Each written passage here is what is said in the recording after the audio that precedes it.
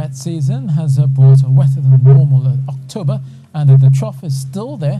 Meanwhile, Barbados has seen some clearing of the skies, so they have dropped their flood bulletin in Barbados. But still, that up-level trough remains quite stubborn. It has now formed an up-level low. Well, basically, what that means is a lot more moisture is going to be funneled towards the north, up towards the Leeward Islands. They'll likely see some of those heavier bursts, and that is confirmed here by the green colours and those oranges as well, and some of those showers pushing in, getting into the further parts, possibly getting as close as Puerto Rico as we go through the next few days. Meanwhile, out towards the Atlantic, we just have a one-level trough there, low-level trough set to come by late on Sunday, going into Monday, so you could be seeing a bit more showers then. But overall, for Tobago, it will be generally cloudy conditions overnight, going into your morning as well as into the afternoon.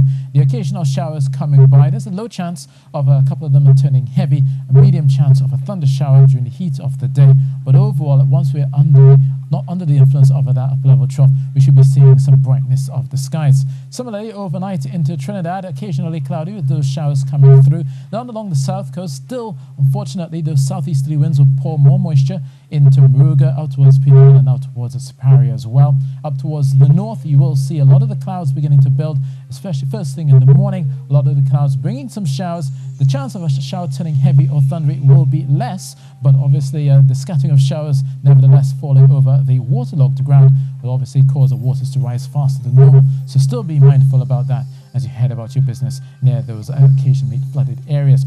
So temperature-wise, looking for a mild 24 degrees Celsius tonight, a humid at 32 likely in Trinidad tomorrow, 30 to 31 in Tobago, and at least through Saturday, the cloudiness will be there, but the showers will be few and far between. Once we get to Sunday, that second trough will come through, bringing some thundery downpours there, especially for Trinidad, and a few of those showers as well. Could cause possibility of a street or flash flooding. It is usual for this time of the year, and then out towards Monday, we'll get some brighter weather. Now, in terms of the seas, just a moderate chop out there, easterly swells of 10 seconds, 2 meters out in the Atlantic, closer to 1.5 as you go through the Caribbean. There will be a few whitecaps around, with those southeasterly winds blowing moderate to occasionally fresh at 10 to 15 knots. Now, of course, the Central Caribbean for Honduras, it's been particularly wet there. 100 millimeters recorded along the eastern coastline there, up towards the north, another 75 millimeters, quite wet for Honduras, and that wet weather is all courtesy of a disturbance, and that will likely begin to push more wet weather out towards Belize and then eventually up towards the Yucatan Peninsula. And that's all courtesy of that disturbance, which has a low chance of developing, and simply because of the unfavorable upper-level winds. But nevertheless, it will be a large rainmaker heading up towards western Cuba and then eventually pushing into southern Florida and impacting the Bahamas as well.